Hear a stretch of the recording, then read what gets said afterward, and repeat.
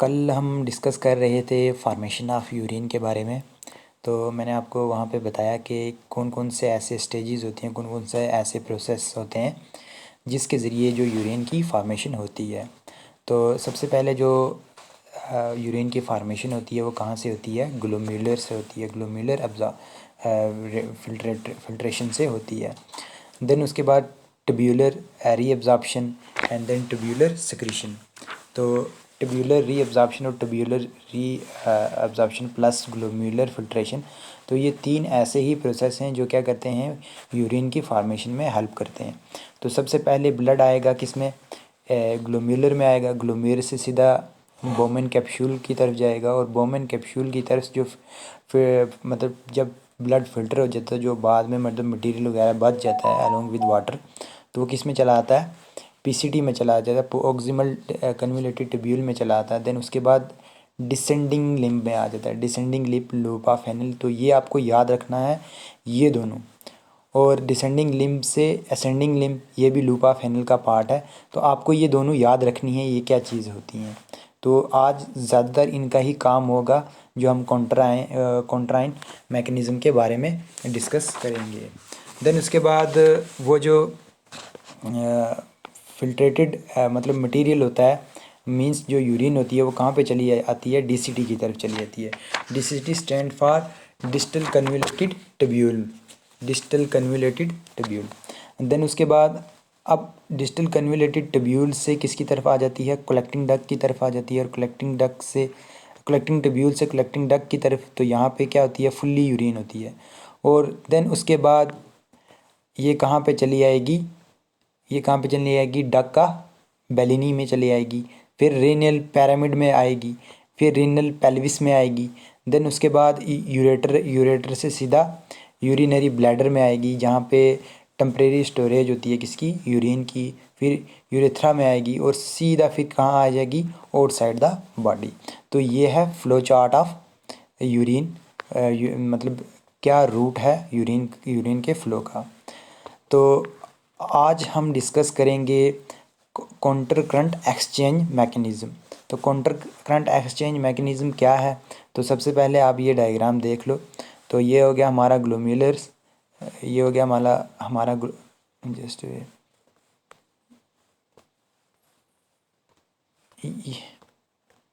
ये हो गया हमारा ग्लोम्युलर। और ये आप देख सकते हो कि किस चीज़ की दोबारा से रीअब्जॉर्प्शन हो जाती है, कौन कौन सी चीज़ है तो जो दोबारा ब्लड में चली जाती है। तो वह हम यहीं पे आप देख सकते हो, यहाँ पे डिस्कस करेंगे हम। तो ये आपको देखना है किस चीज़ की जो मतलब सक्रीशन होती है या रीअब्जॉर्प्शन होती है, तो वो कैसे कैसे होती है। तो ये मैंने आपको पार्ट भी बताए हुए हैं, ये आपको मैंने पार्ट भी बताए हुए हैं। ये आ गया कोटेक्स रीजन, ये आ गया मेडुला रीजन। ठीक, तो ये आ गया लूप ऑफ हेनल। इसको हम बोलेंगे क्या? Descending descending limb. और इसको हम बोलेंगे असेंडिंग लिम्ब बोलेंगे, किसका? लूप ऑफ हेनल का। और यहीं से क्या होती है कि परमिएबल ये वाटर के होता है, और ये क्या होता है? सेक्रेट करता है किसको? NaCl को। NaCl को सेक्रेट करेगा। अब NaCl क्या होगा कि NaCl क्या होगा? यहाँ पे सेक्रेट हो रहा है, तो यही क्या करेगा आगे? काउंटराइन मैकेनिज्म में क्या करेगा? हेल्प करेगा। तो जब हम इसकी बात करेंगे तो आप ये डायग्राम भी बना सकते हो, जो मैंने आपको फार्मेशन ऑफ यूरिन में ये बताया था कि सेलेक्टिव एब्जॉर्प्शन कैसी होती है, ट्यूब्यूलर सिक्रीशन। तो उसमें आप ये डायग्राम भी बना सकते हो। तो वो डायग्राम भी आप बना सकते हो, आपकी चॉइस, आप जो मर्ज़ी डायग्राम बना सकते हो। तो मैंने सिर्फ ये इधर लगाई हैं सिर्फ और सिर्फ आपको समझाने के लिए, ज़्यादा इसमें कुछ नहीं है। ये अगर एग्ज़ाम में एक क्वेश्चन आ गया काउंटर आइन करंट के मैकेनिज़्म के बारे में बताओ, तो आपने ये डायग्राम बिल्कुल नहीं बनानी, आपने सीधा यहाँ से स्टार्ट करना जो आप मैं पढ़ाने जा रहा हूँ।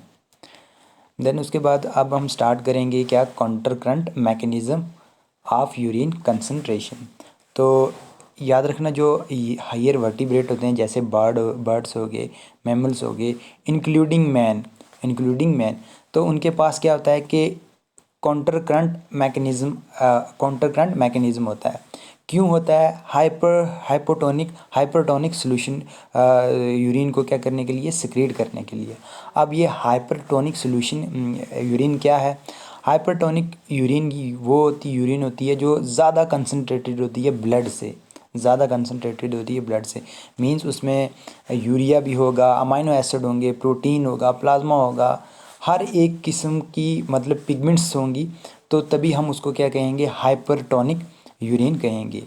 देन उसके बाद अब ये जो मैकेनिज़्म होता है, ये कभी कभार हमें पानी नहीं मिल पाता, मतलब कभी कभार अगर पानी होगा तो तब उस वक्त तो नॉर्मल हमें यूरिन आएगी, लेकिन जब कभी कभार कोई मतलब अगर डेजर्ट वाले एरिया में रह रहा है तो वहाँ पे पानी नहीं मिलेगा इतने अच्छे से, तो उस वक्त जो हमारी बॉडी मैकेनिज़्म अडाप्ट करती है उसको हम बोलते हैं counter current mechanism of urine concentration.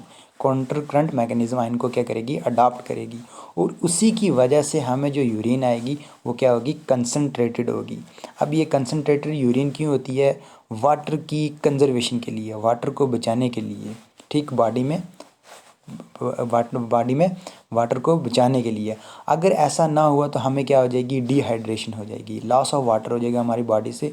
तो अल्टीमेटली हमारी बॉडी को कोई भी फंक्शनिंग हो, ब्रेन की फंक्शनिंग हो, हार्ट की हो, लंग्स की हो, तो उसको क्या चाहिए, वाटर की चाहिए, OH आयन चाहिए। और यही जो OH आयन है ये क्या करता है कि हमारी बॉडी में बहुत सारी फंक्शनिंग करता है। हाइड्रोजन आयन हो गया तो यही ब्लड की pH को क्या रखेगा, मेंटेन रखेगा। तो इट मीन्स के वाटर क्या है, हमारे लिए ज़रूरी है। तो इस वजह से जब कभी हमें पानी नहीं मिलता, हम इतने अच्छे से पानी नहीं पीते, तो उस वक्त जो कंसनट्रेटेड यूरिन आती है वो इस काउंटर मैकेनिज़्म आयन की वजह से आती है। अब इसमें दो पार्ट ऐसे हैं जैसे loop of Henle and capillary loops, या जिसे हम वासा रेक्टा कहते हैं। ये कैपिलरीज हैं, स्मॉल कैपिलरीज, जो कहाँ पे होती हैं, मान लो ये मेरे पास क्या है, लूप ऑफ हेनले, तो ये यहाँ पे होंगी, ये वाली, तो इनको हम क्या कहेंगे, कैपिलरीज लूप कहेंगे या वासा रेक्टा कहेंगे। और इन दोनों का सबसे बड़ा रोल होता है इस मैकेनिज़्म में, ठीक। तो आगे देखते हैं। अब जैसे ही फिल्टर क्या होगा, पास होगा, मतलब फिल्टर फ्लूइड जो होगा वो पास होगा किस में, असेंडिंग लिम्ब में। असेंडिंग लिम्ब ये वाली होगी, ये वाली असेंडिंग लिम्ब, ये होगी डिसेंडिंग लिम्ब, ये हो गया लूप ऑफ हेनल।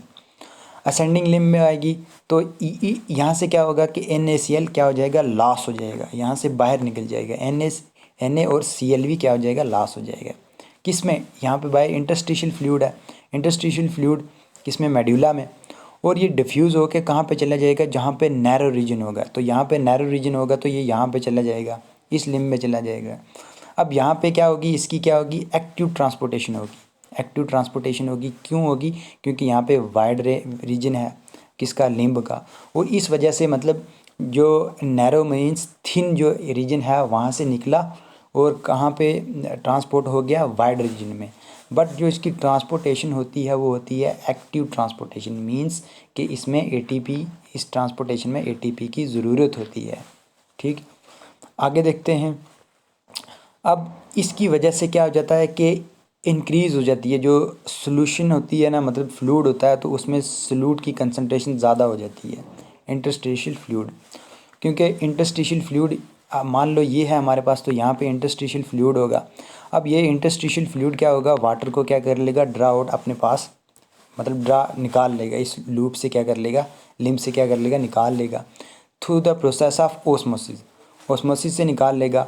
अब देन उसके बाद वो असेंडिंग से डिसेंडिंग की तरफ जाएगा और वहाँ से सीधा कलेक्टिंग डक की तरफ जाएगा। यहाँ पे फिर क्या होगी, मतलब कलेक्टिंग डक होगी, और कलेक्टिंग डक भी क्या होगी, वाटर को बाहर निकाल दी, परमिएबल वाटर की होती है। और वही जो वाटर होता है वो क्विकली इंटर किस में हो जाता है, वासा रेक्टा में, जो कैपिलरीज होती हैं, मैंने आपको यहाँ पे बताया, जो कैपिलरीज यहाँ पे होंगी तो उनमें क्या हो जाता है, इंटर हो जाता है। तो इसकी वजह से क्या रहता है कि एक कंसंट्रेशन मेंटेन हो जाती है किसमें, सल्यूट, मतलब जो फ्लूइड होता है इंटरस्टिशियल, मतलब जो मेंटेन हो जाता है इंटरस्टिशियल फ्लूइड में।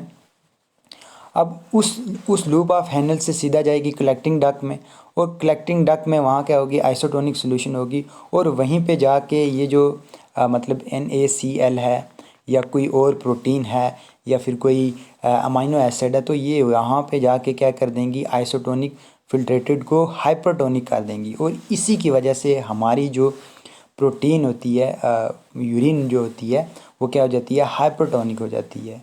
तो तब उस समय क्या होता है कि वाटर बाहर निकल जाएगा, वाटर की कंजर्वेशन हो रही है। तो जितने भी इलेक्ट्रोलाइट्स वगैरह हैं तो सारे के सारे वो किस में जा रहे हैं, हाइपोटोनिक सॉल्यूशन में, हाइपोटोनिक यूरिन में जा रहे हैं। ठीक, देन उसके बाद अब जो एंडोथीलियल सेल हैं, एंडोथीलियल सेल हैं वो क्या करते हैं कि जो उनकी जो वाल होती है वासा रेक्टा, वो परमिएबल होती है, किसके, आयंस के होती है, वाटर के होती है और यूरिन के होती है। और इसकी वजह से भी क्या होती है कि वाटर की कंजर्वेशन होती है। देन उसके बाद जो ब्लड फ्लो करेगा किस में करेगा कि ब्लड फ्लो करेगा किस में, डिसेंडिंग कैपिलरीज़ में करेगा। मान लो ये आ गई डिसेंडिंग कैपिलरीज़, तो यहाँ पे भी डिसेंडिंग कैपिलरीज वासा रेक्टा की, तो वो कहाँ की तरफ जाएगा, ये वाला हो गया कॉर्टेक्स रीजन, ये हो गया मेडुला रीजन, मेडुला की रीजन दे दो। और वहाँ पे भी क्या होगा, वाटर को ड्रा आउट कर लिया जाएगा, बाहर निकाल दिया जाएगा और वो सीधा कहाँ पे चले जाएगा, ब्लड प्लाज्मा में, by the process of osmosis. इस प्रोसेस से क्या होती है कि प्रोग्रेसिव इंक्रीज़ होती रहती है किसमें, वाटर में, मतलब चेंजेस आती रहती हैं। तो इस वजह से क्या होती है कि हमारी जो यूरिन है वो क्या होती है, कंसनट्रेटेड हो जाती है। तो ये नीचे कुछ ये नीचे मतलब पीडीएफ थोड़ी सी काटनी होगी, तो मैं आपको ऐसे ही बता देता हूँ। तो डिफरेंट जो मेमल्स होते हैं वो क्या होते हैं, कंसनट्रेटेड यूरिन को क्या करते हैं कि एलिमिनेट करते हैं। अब वो डायरेक्टली रिलेट करता है किसके, लेंथ ऑफ लूप के साथ। जितनी ज़्यादा लेंथ होगी लूप की तो उतनी ज़्यादा कंसनट्रेटेड क्या होगी, यूरिन होगी, क्योंकि वही क्या कर रही है कि वाटर को मतलब मूव आउट कर रही है, बाहर की तरफ मूव आउट कर रही है। और इसी की वजह से क्या होती है कि उनकी क्या होती है, वाटर कंजर्वेशन ज़्यादा हो जाती है। मोर लेंथ होगी अगर लूप की तो ज़्यादा अब्जॉर्प्शन होगी वाटर की, तो इट मीन्स ज़्यादा क्या होगी, कंसनट्रेटेड यूरिन होगी। तो ये एक हेल्पफुल रहता है, एक हेल्पफुल अडाप्टेशन है किसके लिए, उन एनिमल के लिए जो टेरेस्ट्रियल लाइफ में रहते हैं और मोस्टली कहाँ पे रहते हैं, डेजर्ट वाले एरिया में रहते हैं। तो ये हो गया आपका counter current mechanism of urine concentration. तो ये मैंने आपको बिल्कुल पढ़ा दिया है। ये हमारा लास्ट का टॉपिक था इस यूनिट का। आप अच्छे से देखिए इसको। इसकी अगर डायग्राम बनाना चाहते हो तो आप ये वाली बना सकते हो इसमें। अगर आपको 5 नंबर का क्वेश्चन आ जाता है, 7 नंबर का क्वेश्चन आ जाता है, तो आप ये वाली डायग्राम इसमें भी बना सकते हो। तो इसको बनाओ अच्छे से। अगर कहीं से समझ ना चले तो आप मेरे से पूछ सकते हो दोबारा से। तब तक आप इसको देखिए अच्छे से, और इसकी जो पीडीएफ है वो मैं आपको ग्रुप में प्रोवाइड कर दूँगा।